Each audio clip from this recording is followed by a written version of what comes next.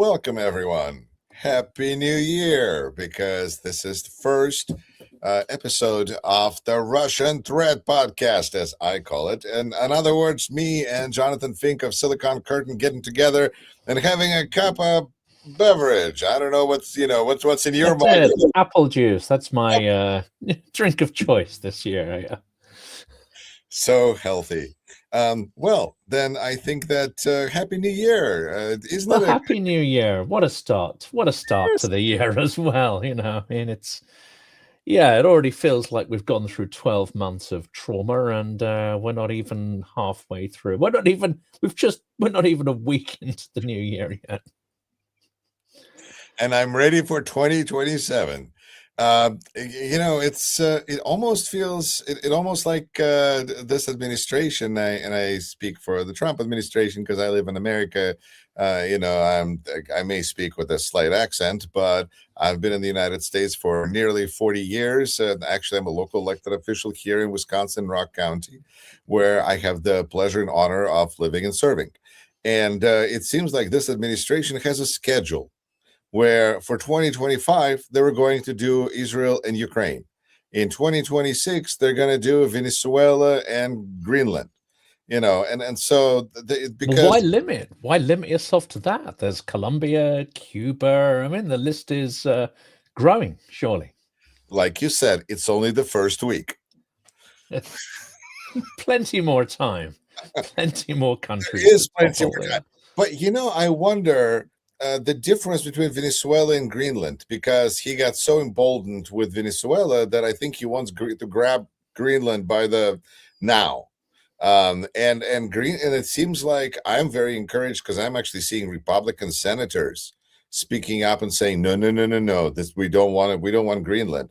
And you can tell from their reputation and their states they're coming from what they're concerned about. This is not going to have the effect of Crimea coming back to Russia. This is going to be another territory we have to subsidize and all of this kind of stuff that Republican, and also there are actually a couple of Republicans like Roger Wicker that he's concerned about allies.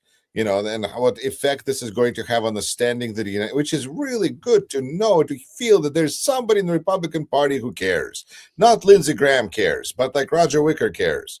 Lindsey Graham, I wanted to bring that up to you because we've talked about Marco Rubio, who's had his spine surgically removed. And if you compare his comments prior to 2021, he clearly understood then what was going on. And his comments about the January 6th were very, very clear about how unconstitutional it was, how it amounted to a coup. And yet here he is, he is towing the line. Lindsey Graham is quite literally salivating. Wait a minute, Marco Rubio. I do want to say this is very important because I do think that he is here for Cuba. He's doing that because he wants to do regime change in Cuba, and for him, this is what Venezuela is. Venezuela bankrolls Cuba, and therefore that fits into the puzzle, even though Trump thinks it's about oil. And then there's the other aspect, because we're going to get onto this as well. And this is something that, Mark Toth, who writes frequently with The Hill, pointed out, and which I'm trying to expound on. The media and actually a lot of the analysts have focused on oil. Not surprising, because Trump mentioned oil like 29 times in his address. He's the ultimate Bond villain who's going to tell you exactly what the plot is and monologue to you. But actually, there's something else going on here, because the US, with British assistance, it turns out, has just boarded 2 tankers, which has upset Russia. It seems genuinely upset, not in the sort of performative sense.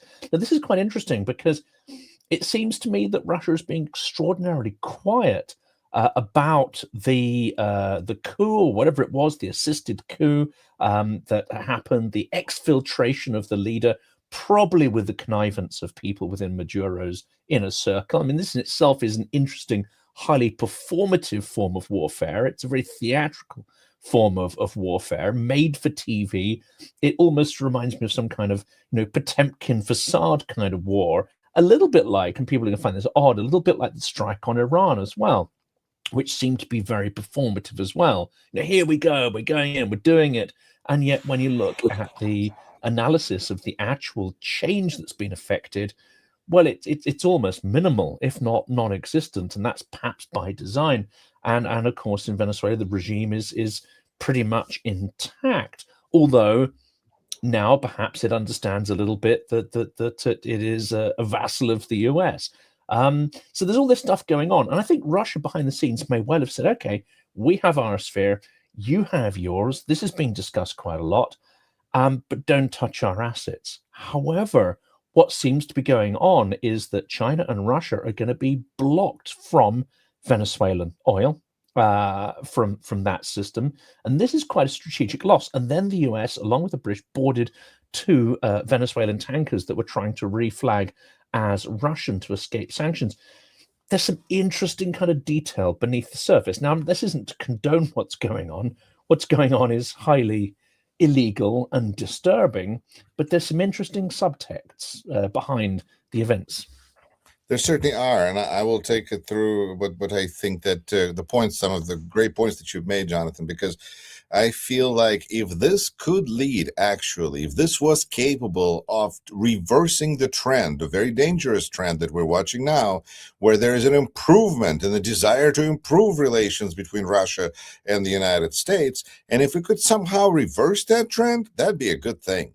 And so if this could lead to something, I think there'll be a lot of people who'll be very supportive of this idea, because we do need to get to kind of Cold War state right now with Russia, because that's part one. Before we start to, at least we need to like stop digging the hole.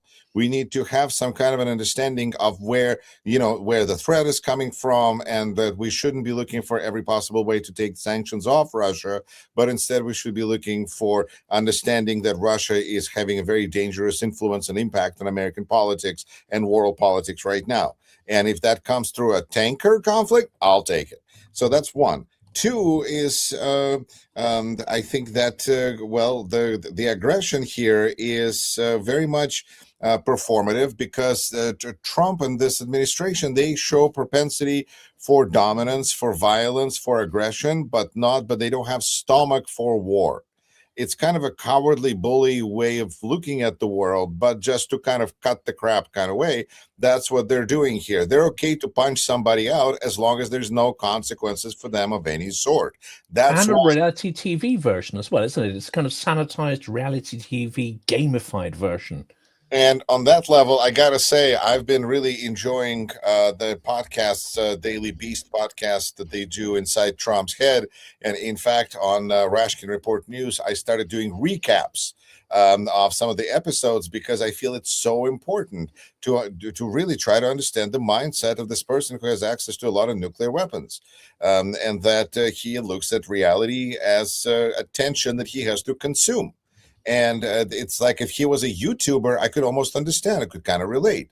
So is this the format with Joanna Coles and especially Michael Wolff, who seems to really have a direct route into Trump's head? Yeah, and I think it's really important to understand, because we keep trying to find, and at least I feel like my viewers are trying to find a rationalization for this, somehow, oil, something. But this is attention-getting exercise, which is why it's so performative and TV-based. Then you mentioned Potemkin, and it's a story that I heard, because one of the things that I like to do is play piano for silent films. You wouldn't have guessed it, but it's what I like to do. What a great thing to do. It's so fun, because it's like you can add color to, it's like having a one-on-one with Charlie Chaplin or somebody. And there's a famous Potemkin, Battleship Potemkin, which is a famous movie from, he was named after Potemkin, who did the villages. So that's the connection there. But the battleship was the performative part of this violence. This was a famous movie, and the story goes that and the director, was his name, Eisenstein, was walking down the sea, whatever, the walkway there along with a lady, and all the ships were watching him, saying, like, when is the signal? Because they were supposed to all fire at the same time. And then so he walks with, along with this lady, and he says, it's amazing, because when I go like this, we're going to have a fire. And then they all fired. And so they missed the big shot for the movie because the one coordinated battleship was done to show a lady the power that he had. So Potemkin keeps misfiring.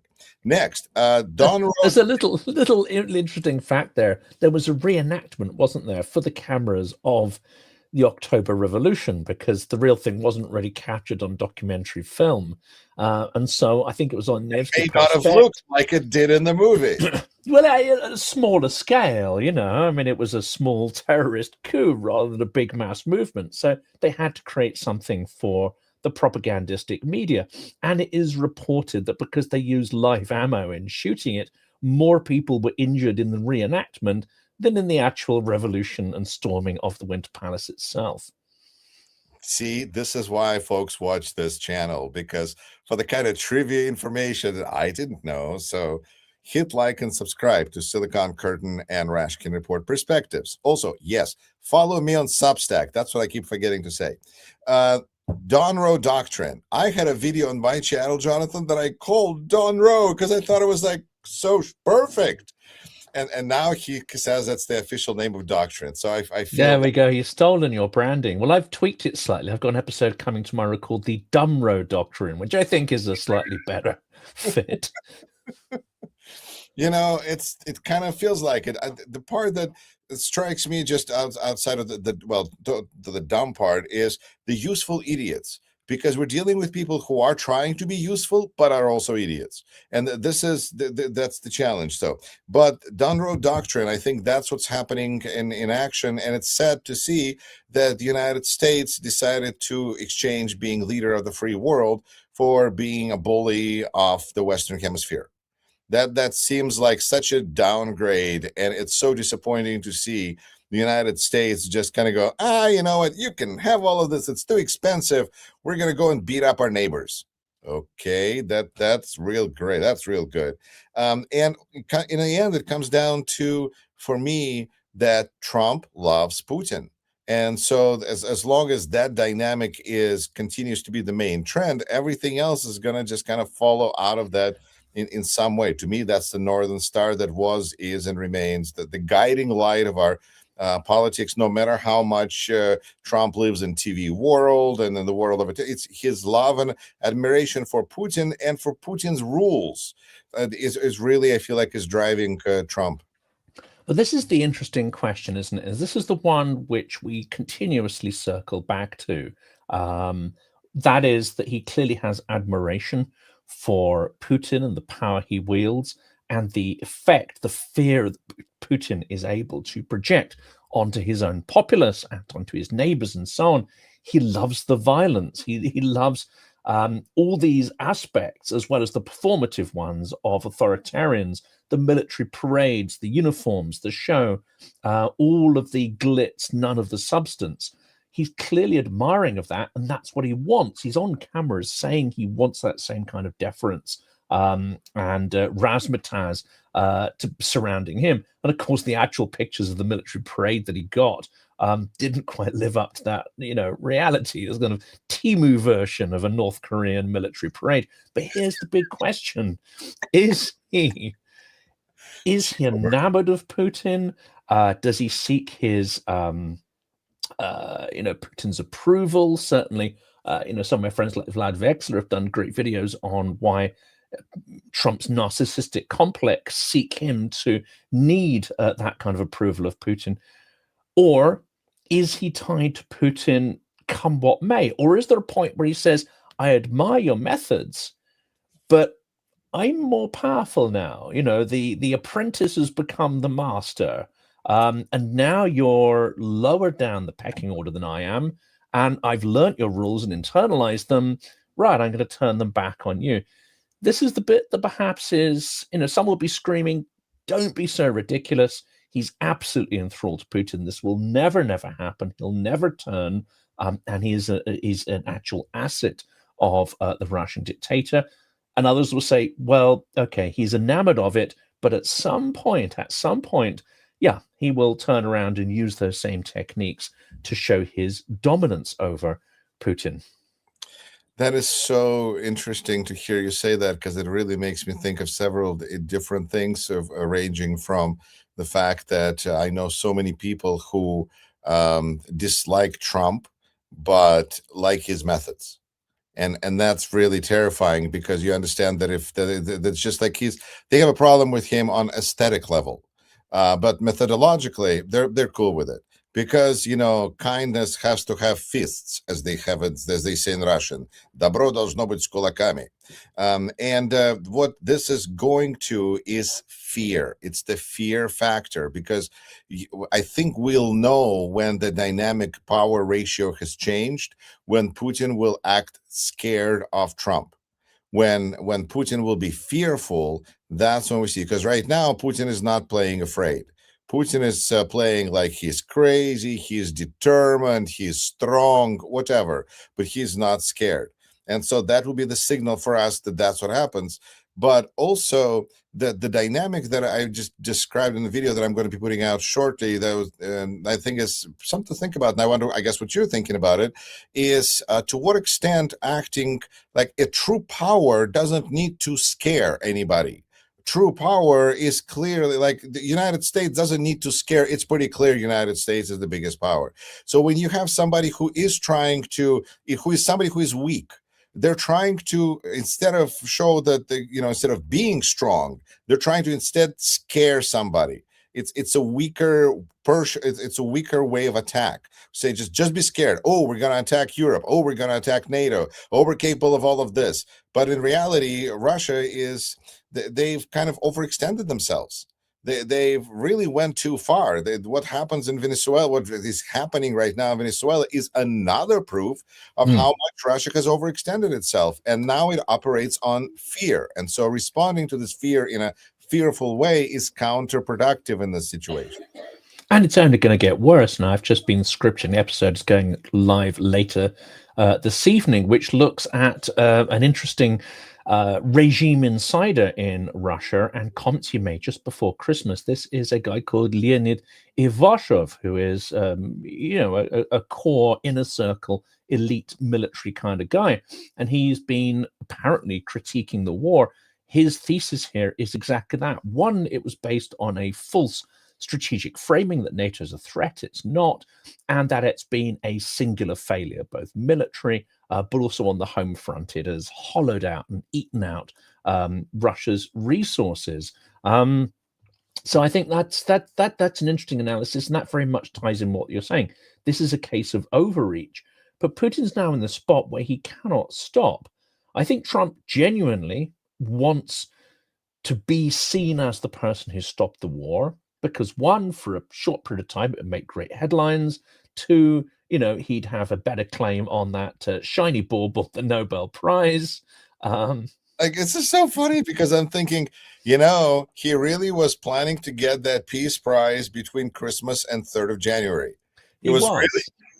And he doesn't want the sort of sloppy seconds from, the Venezuelan opposition leader. I mean, it's, he knows that's not a real prize there, getting it by default.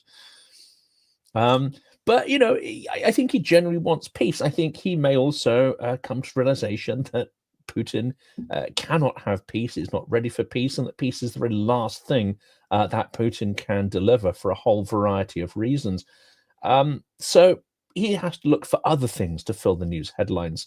See how this so-called peace stuff that dominated the headlines through December, maybe because there was a paucity of other chaos going on and he had to have something desperately to distract from Epstein. He's got his headlines, at least for this week and probably next week. And that may explain the uptick in Greenland until, if that doesn't come off, or if there's pushback, as now seems from Denmark, he will latch onto something else. So yes, Colombia, Cuba, you probably better watch out, because he's more likely to be able to fill those headlines with acts there. The same with his interdiction of Russian ships. Is he doing it for a strategic purpose?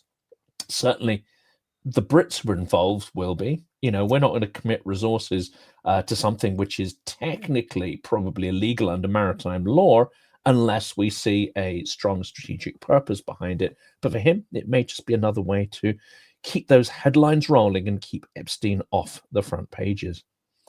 Jonathan, I will say a couple of things, but first I want to bring in a couple of comments because I think that they're great. Tim Patriot writes, Yuri is a left-wing nut job. To which I say, well, you just write in comments, do I sound like, if this is what a left-wing nut job sounds like? Of course, Tim Patriot continues, wait a minute, both these guys are far left as I can see.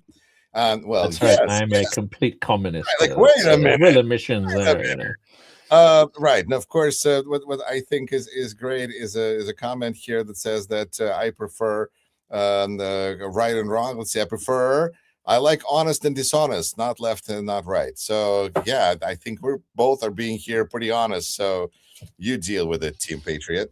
Yeah, I'd say freedom or unfreedom, and frankly, Trump represents a particularly toxic flavor of unfreedom. Absolutely. Next, I think it's important to acknowledge the Epstein case in the sense that the story was blown up by right-wing conspiracy theorists, not with the goal apparently of trying to solve any crimes, but with the goal of pursuing and punishing Democrats who are supposed to be the ones to be found guilty all over it.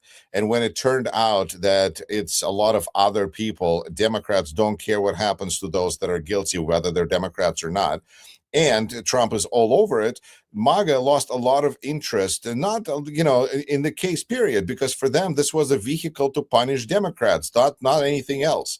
And so that's really kind of disappointing, but I think it's important to understand that it still matters, because even though I don't think that Epstein file is going to blow up MAGA, it's going to shave off a few percentage points here and there and here and there, and it diminished the interest and popularity of this president who is tarred and feathered. He's not just a naked emperor. He's now tarred and feathered emperor. And well, this is interesting. From you mentioned the Bulwark, Midas Touch, and other media channels are ones that I'm sort of interested in tapping into.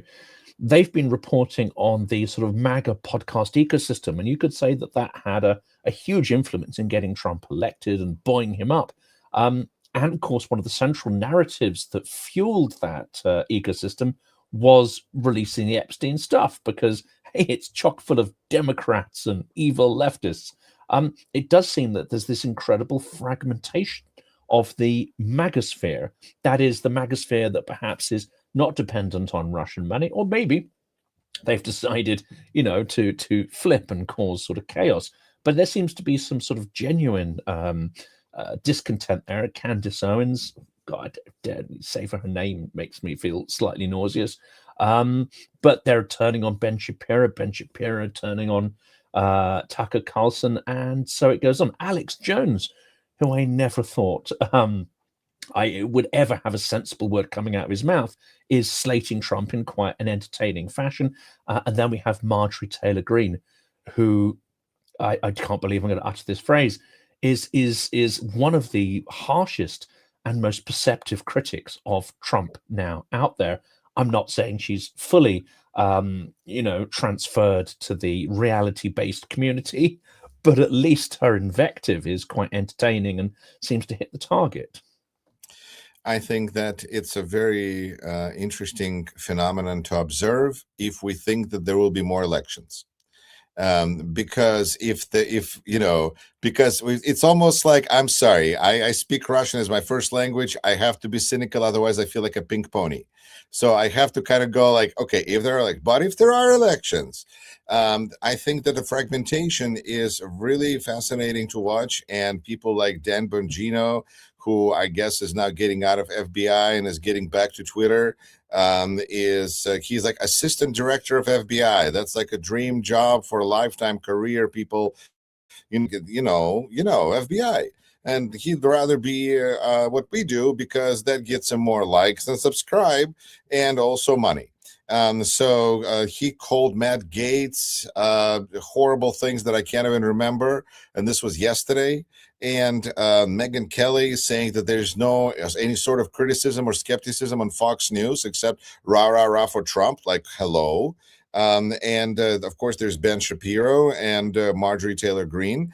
And so there's a kind of like a certain Venn diagrams where we have those people on one side, and then we have all the JD Vances and those. And so far, those that are hoping that Marco Rubio is going to run for president, the last thing I heard is that he said he's going to support JD Vance as soon as he announces. So there's the official path through JD Vance, and that's where all the techno-fascists line up and all that stuff. But they are splintering, and it is good to watch. And I think on that level, neocons. Do you remember those neocons who were like about going to Iraq and will be met with flowers and all that kind of stuff? Right now, on one hand, we're seeing that there is this kind of a resurgence of neocons, sort of that kind of a we're going to go to other places and do whatever we want kind of a mindset. But to their credit, at least neocons were like interested in spreading democracy. And these people are just kind of lazy imperialists who are just trying to extract resources from different places and use our military to support our oil companies who knew about the Venezuela invasion before and after, while Congress was not notified. And their illegality, their aggression, their coercion was almost always targeted at adversaries and at the proxies of adversaries. The difference here with Trump is that his lazy performative imperialism is scattergun. It's not even that. It is targeted as much at allies as it is at adversaries. In fact, allies who are not authoritarian tend more often to be painted as adversaries than actual authoritarian adversaries. So there seems to be a clear and deep bias against rule of law, against democracy, against anyone who is representative of, say, the old world order. That now encompasses most of Europe, with the exception of Hungary and Orban. How long are we going to be referring to those countries as United States allies? That's what I'd like to, because it feels like we're not using the right terms anymore. Sorry, it's a comment Starsky's made here, which has cracked me up. Candice is like my ex, a walking reminder that peace is priceless. But that's what Trump said. Not about Starsky's ex, but that peace is all he wants, and this is all about world peace. And isn't that great? And why we're laughing? So this is also depressing in terms of diplomacy and politics, because now we're back to this kind of an old world 19th century, I guess, maybe before, where you have rulers saying something and then the diplomats trying to explain why it's a good thing, where, then it's just, it seems really weird to see this in America. But I gotta say, considering what's happening right now in Minneapolis, just up the street from me here, because I live in Wisconsin and it's a few hours in the car, and you're in Minneapolis, and I have friends there, and it's very worrying, because there was a woman who was killed, 37-year-old woman, white woman, who was just 4 blocks from where George Floyd was killed.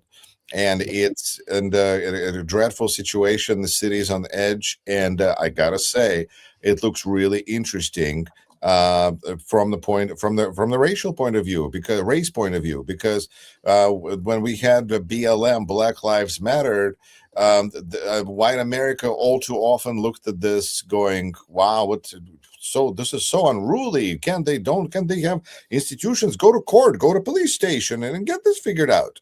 And there would have been some people who said, look, this is horrific, but at the end of the day, this guy had a criminal record, and this and that and the other. Here you have a middle-class white person caught in the crossfire, being labeled as a terrorist. That is so relatable. This could truly happen to anybody. This is something that any one of us drives up and down the street, can stop because there's some incident, is turning around, gets nervous because there's people coming up from all directions, and then before you know it, this happens. So when the mayor of Minneapolis comes out and says to ICE, get the fuck out of Minneapolis, that's really, people are getting serious. And it's a governor of Minnesota told people not to take the bait. But hello, I mean, a person died. and it's a kind of really death that is showing that this is going to be different level than BLM, because in this country, when you have black people protesting, when you have white people protesting, it carries different level of impact, and it is almost.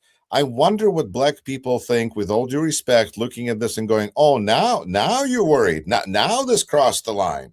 But I don't want to make any assumptions. I think this is a horrible situation, and it's deeply troubling. A friend of mine, I mean, just to inject in there, a friend of mine who will remain unnamed, who is black, and you know, on the sort of I would say on the Democrat side of things, I asked, you know, what are you going to do to you know, really push back against this authoritarian slide? And his view was the white folks have got to feel the pain first. They're going to feel the pain, or you know, this will be a wasted effort.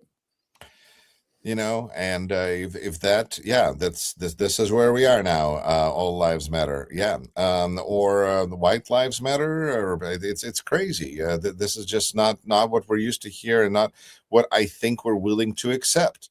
And who is going to feel the pain, and to what extent? This is also, Minnesota is a reasonably liberal state. Trump is having a problem right now with Minnesota. There's a scandal there that's connected with theft of a lot of money potentially. There's an investigation. You know, if you follow Fox News, then you know all the details, because that's been the hottest apparently problem in the world. And it's already been, as far as I understand, already uncovered and was dealt with, but it brought attention more to Minnesota, and the governor is now saying he's not seeking re-election, and Trump brought in 2,000 ICE agents into Minnesota, Twin Cities, because Minneapolis, St. Paul, and this is it's a situation that could occur anywhere, and if that doesn't take attention off the Epstein files pretty darn well, then Trump will do something else tomorrow. This almost makes it sound as if it's by design, and it seems to me, and I've been getting into a bit of a debate with some of my pro-Ukraine conservative colleagues about this, dare I say it, saying that this appears by design. When you have large numbers of very poorly trained, very strongly equipped in a kind of militarized sense, a hyper-militarized, a militarized kind of sense, very few guardrails, no real sense of accountability, so they have absolute impunity, and then you flood the zone, this stuff is bound to happen. And I compared the optics of this to things like the British use of irregular, dare I say it, terrorist forces in Ireland in the early part of the 20th century, a group called the Black and Tans, and OMON. I mean, you may remember from the early 90s the Russian paramilitarized police and forces called OMON, who, when they're not sort of, you know, beating up kids at concerts and this kind of stuff, would be subbed out to various oligarchs to you know, take down their rivals and so on. These guys were seriously scary, and already back in the 90s, Chechnya was both a training ground and a recruiting ground for these kind of psychotic thugs, many of whom were starting to develop right-wing, you know, nationalist, let's say right-wing in the Russian context, where it doesn't mean anything, but more of a sort of nationalist identity, imperialist identity. So that this it seems to me there's a direct correlation here, and that something like this is not just inevitable by accident, but inevitable by design. What is the argument about? Like, what do they argue? Well, that everything I said is wrong and not true. But I was like, wait a minute, but like that okay, yes, and okay. Well, they come back with the like, oh, but previous administrations haven't dealt with immigration, and you have to inject fear, and this is the only way to tackle it. Some really repugnant, I would say, points of view, because all of their stated aims can be achieved because they are so without this. They're so used to having to justify whatever the position Republican leadership has taken, they automatically just go in that direction. but where they have been taken to is such a dark place now that trying to come up with how they got there seems wrong, seems immoral, seems unethical. That's just part of this equation. I think that that's just. Well, I called them an episode yesterday. I called them what was it? Ice Gestapo, which I didn't come up with that phrase. I think that was off. Someone from Midas Touch was using that, but it seems to kind of fit. The question for me is, where does this go in 2026? Because Trump has just said that the military budget is going to increase by 50%, up to $1.5 trillion. That's an additional $500 billion. Now, of course, this isn't all for military, because these ICE forces potentially, I would imagine, are going to be major recipients of this. So where is this heading? I mean, I know where I think it's heading, but it seems to be heading in a full authoritarian mode where you need huge internal coercive forces to get you through this next stage in the authoritarian slide, which is, as you hinted at the start of the episode, the suspension of democratic process. And I think that's where it's important to remember the attitude of Stephen Miller, who perennially basically points at who is going to stop us. And that's the challenge that I've been looking at since the moment Trump was elected. Who is going to stop him? Because he put people in positions of those that are supposed to hold him accountable, that are his people. So when Ukrainians say, like, where are the nurses? Where's the nursing staff? Where's the doctors? Where's police? Those are his people. And if you look at what's happening to the vaccination and healthcare in this country, yes, the nurses are also his people. He's in charge of that too. But I just got to share. This is my kind of cross-cultural experience, that I have this weird, scary feeling of deja vu, because I watched a few years ago, I watched how in Moscow, this must have been maybe 2019, around there, and you had groups of like large gatherings that are protesting in the city center practically. And there's Amon and these spacemen with their big round, heads, whatever, on, and how they kind of walk around, and then they see somebody in the crowd, and they go for that person, and they grab them and drag them out of the crowd, and the crowd chants, "Steeds, shame, shame." And an hour ago, I'm watching CNN 2 hours ago, and I'm seeing a protest in Minneapolis. And I see these lovely, people who just got really moved by a death of a 37-year-old woman, who are gathering there really, really absolutely peacefully, because this is how Americans are for the overwhelming part, is it's all peaceful protests. And they are surrounded by ICE, and then ICE sees somebody in the crowd, and they go in there and they grab somebody and they throw them to the ground, and then they drag them out for no reason that we can tell, and the crowd chants, "Shame, shame, shame." And I went, this is really similar. But I expect things to go differently in the United States than they did in Russia, because the Putin's been in power for how many years? Russia has been going through negative selection for how many centuries? United States is a different country, but as a friend of mine said, that if we decide to go full Nazi, the Germans would be, jealous, of how we're going to do this. So we shall see. Right now, we're seeing that immigrants are the new Jews. And this is administration where that part of it right now, Stephen Miller part, seems to be working in overdrive and possibly most effective than anyone. I was a little concerned when I saw him at negotiation table with Zelensky and that was weird, wasn't it? Yeah, that was a surprise. Yeah. And I was trying to, I still don't have a really good explanation for what brought him there or what he contributed to that discussion, other than to point out his general level of importance and influence in that administration. He seems to be the it, yeah. And that's at least part of it. So, and they just forced out Kellogg. So this may have been a clear demonstration that, I've destroyed Kellogg. He's gone. He's done. I'm here. I've won, etc. The only thing would have been better than that is if Stephen Miller would have taken out some Kellogg's cereal and started munching it right there at the negotiation table. These are the people that we're dealing with. They're trying to distract our attention from Ukraine with Venezuela, from Epstein files with attacking Americans on American streets, because, of course, I mean, I didn't mention it, but the lady who was killed was a United States citizen.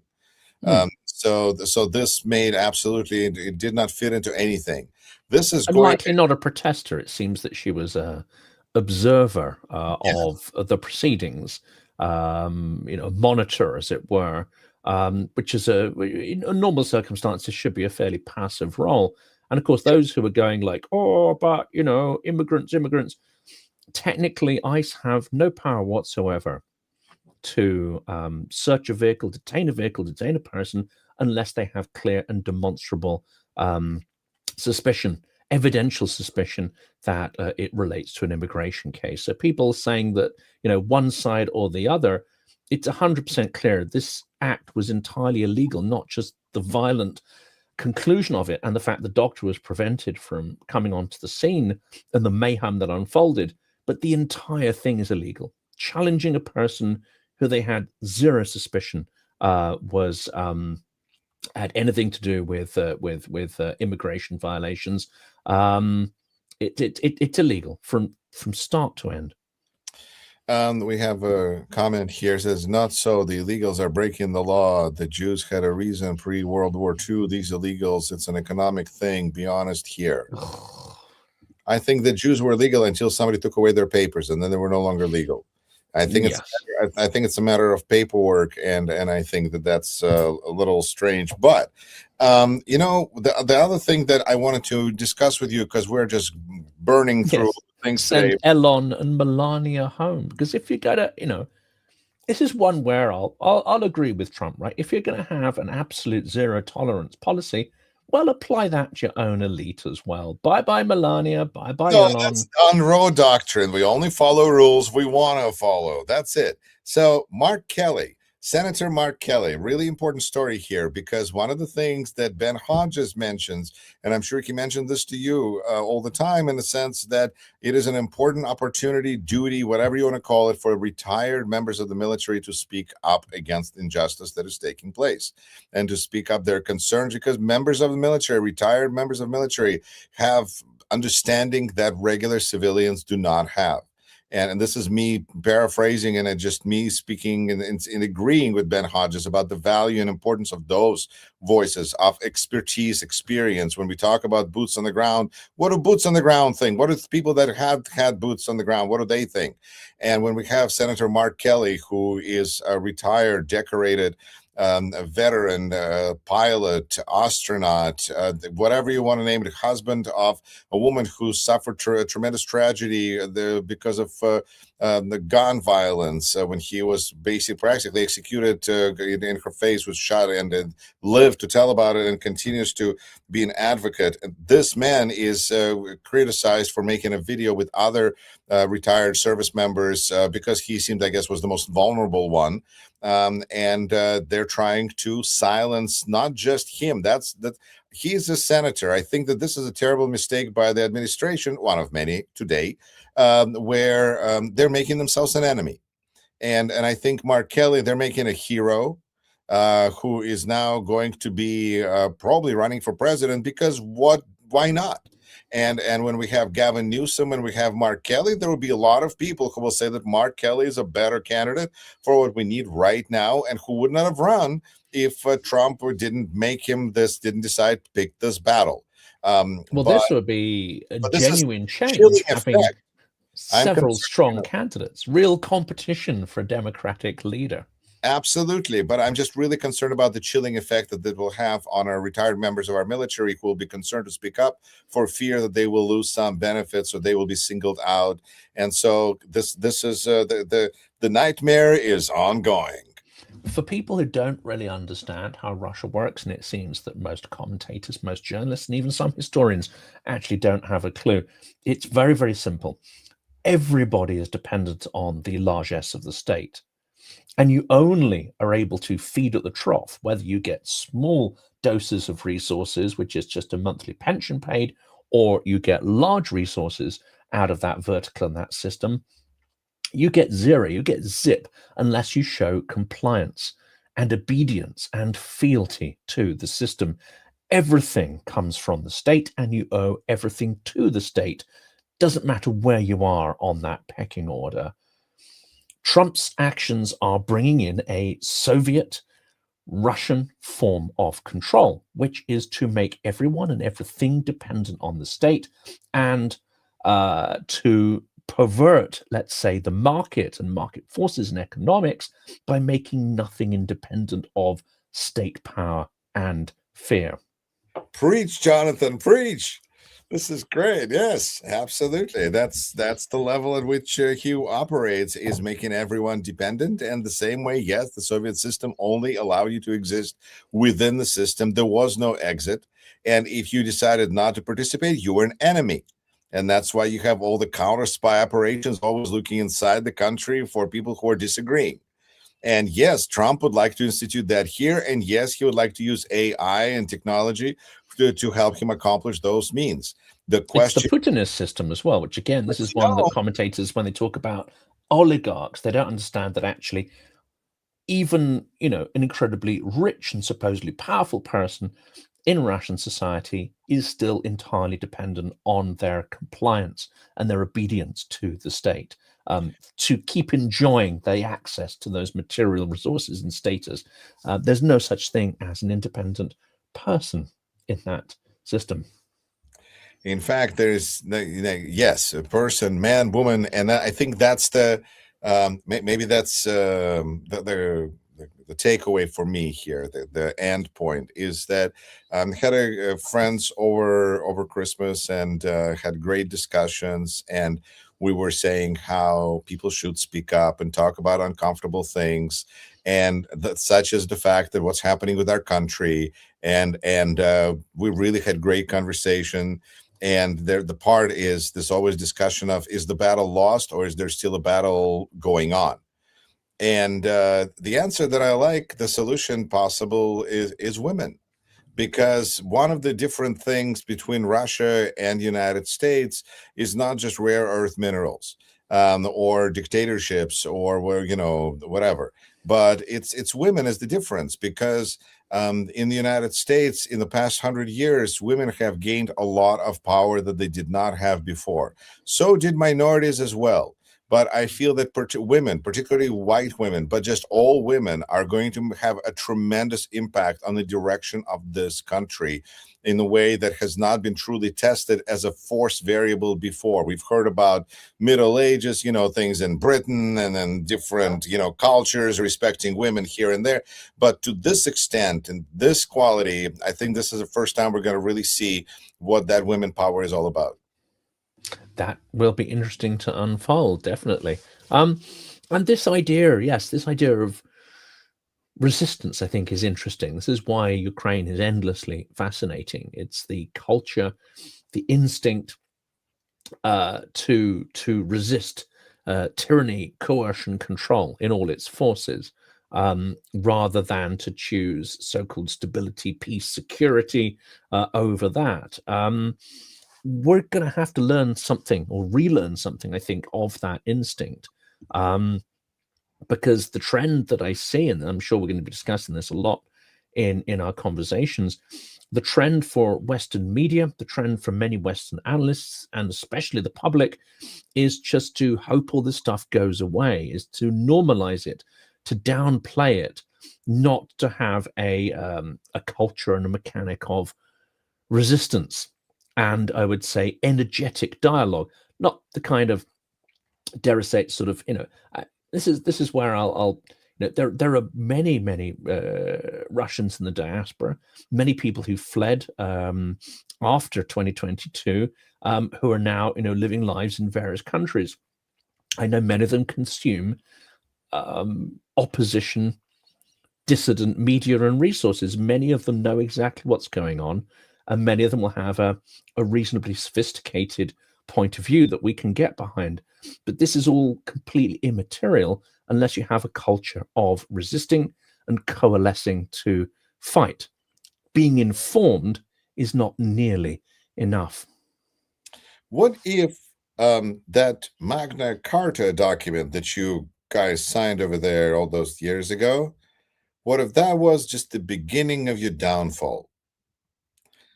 See, democracy, equal rights, separation of powers. I guess somebody wasn't strong enough to handle it all himself. Yes, I think that deserves a like. Lost for words on that one, yes. How you did you? Yes, it's crazy. It almost seems like this is where when we had the Trump last time, we were wondering if the whole history of the United States was destined about coming to like really just a racist country, and this is everything. It just proves that. But then like Biden comes to, is elected, and we're like, well, no, our history is about overcoming all of those terrible things. And now we're back here. So does the point where we are in 2026 means that if the world ended now, democracy was a lost cause and a bad experiment 1,000 years ago? I think here I'm a little more positive, because it seems to me that Trump is not representative either of the American spirit or history or its economic model. He's not necessarily representative at all of traditional conservatism either. And he's trying to impose upon the US a model that does not fit its profile as a power. And I've been looking at some stuff which I find quite interesting, which is an academic called Sarah Payne, or Sally Payne, who talks a lot about this sort of stuff, about the different types of power, land-based empires and maritime powers, and their different mechanics of how they exert power and etc. It seems to me that Trump is trying to impose the mechanics of a land-based imperial autocracy on the US, which is essentially built on the British model, which is as a maritime commercial power. So in the longer term, if he's trying to operate in a way that absolutely doesn't fit the profile of US, which will inevitably lead to a dramatic diminution of its power and authority, then I think there will be a reset, simply because people long-term don't want to be poorer. And somebody somewhere will realize that actually this way of operating does not fit who we are, and it's not successful. I agree with you in slightly different way, because I feel like Trump is trying to make us into USSR. Yes. And that really didn't work for USSR very well if you look at it in quality of life of people. But one of the things that made USSR is that they didn't care about quality of life of people. And so they don't really have other options, I mean. Exactly right. Monopoly is how that works. And so for Trump to create a USSR where people don't have a choice, and he's doing well, and his personal economy is A plus plus plus plus, then there's no problem. Now, if that doesn't work out and the country actually collapses internally economically, like Russia, then what do? You scare others. You start wars, you terrify neighbors, and that's how Russia does it. Trump is willing to play by the same set of rules. So when our economy falters, when things go really bad, we'll just go more to war with others. Got it? And but what I hear you say and agree with me is that in the United States, there's still a good, strong chance that in the battle between TV and refrigerator will stand its ground, because we really like our food. We really like our quality of life. This is not something that, like Russia had World War II experience. Nah, I think they still justify whatever hardships people have by that. And so for the next 100 years, they'll be justifying whatever hardships there are in Russia because of Ukraine war, because, evil Ukrainians did all this to Russia. But in America, we do have elections. Yes, people have questions, but it seems like this is, this is where I'm like become all of a sudden American. This is where but we do have okay. But we do have people who really want change and will expect change and will be really upset if there's no change opportunity provided to them that they feel is, reasonable, because we've always had it. Unlike Russia, which was always, except for a few years, not free, we're used to having a feeling of freedom. So I think that Trump is trying to manage this terrible situation that he creates every day by, having fear also, because he's weak. So true power would need to terrify others, but he does. So maybe there will be elections, maybe there won't be elections. But I do believe in equality, in importance and value of American refrigerator, although they're not made in America probably, but you know. This is it. That's why we're not, I think, heading towards the Hunger Games.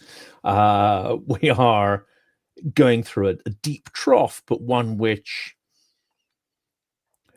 is going to cause a reset that may end up being quite healthy. Because, and I said this right, you know, and I was thinking it right from the first day of Biden's inauguration in his last term.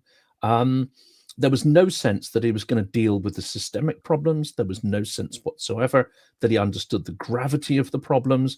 There was no sense that he understood the depth of fragility and brittleness that had, you know, crept into the democratic process, and no real sense of the threat from, I think, Russian external interference. I just think there was this horrific kind of normalization, business as usual. That won't happen next time. I do think there will be another election, simply because Trump is just so ineffective and weak and brutish that he won't be able to pull off a coup, even though he's going to try to do that. And next time around, we're going to get characters who are far more switched on and will be able to diagnose the problem in a far more strategic way. People who are much earlier on in their careers, and like Gavin Newsom, as you say, or Mark Kelly. So we could be seeing something quite positive. The question is, do we get through the next couple of years? Because I think they are going to be rough. Well, that's why people turn to good YouTube channels and people who analyze the situation and pay attention to things, because it is going to be rough. It is going to be crazy. And it frankly gets me excited, because I feel like we're living through some incredible times, and those that survive will have some stories to tell. And in the meantime, we'll just keep talking about this with Jonathan. And Jonathan, I really appreciate the work that you do, and the guests that you have, and the conversations that start on your channel and on my channel. So, hey, everyone, hit like, subscribe, follow me on Substack, follow Silicon Curtain everywhere. Support for, the free journalism, because, you know, Russia is not going to be paying our bills. No, nor's MI5, just to correct some of the sort of comments that endlessly get fired at me. Unfortunately, democracy does not tend to fund the things it needs, but dictatorships always fund the sort of minions and liars who fulfill their agenda. But so it's all up to us, ladies and gentlemen. I'm counting on you. Jonathan, thanks so much, and till next time. Real pleasure.